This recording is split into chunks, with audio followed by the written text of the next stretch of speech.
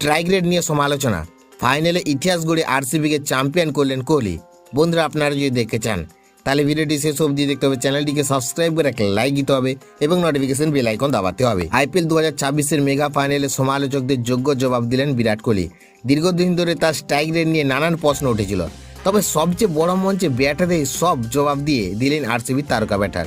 আহমেদাবাদের নরেন্দ্র মোদী স্টেডিয়ামে গুজরাট টাইটান্সের বিরুদ্ধে ফাইনালে দুর্দান্ত ইনিংস খেলেন কোহলি। মাত্র 25 বলে হাফ সেঞ্চুরি পূরণ করেন তিনি, গড়ে ফেলেন নিজের আইপিএল ক্যারিয়ারের দ্রুততম অর্ধশত রানের রেকর্ড।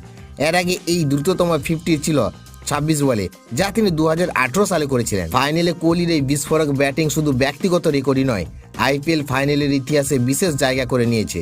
25 বলে হাফ সেঞ্চুরি করে নিয়ে যৌথভাবে ফাইনালে দ্বিতীয় দ্রুততম অর্ধশত রানের মালিক হয়েছেন। এই তালিকায় তার সঙ্গে রয়েছেন রোহিত শর্মা এবং ক্রিস গেইল। ম্যাচে গুজরাট টাইটান্স প্রথমে ব্যাট করে 155 রান তোলে, জবাবে রান তাড়া করতে নেমে শুরু থেকে আক্রমণাত্মক মেজাজে ছিলেন কোহলি।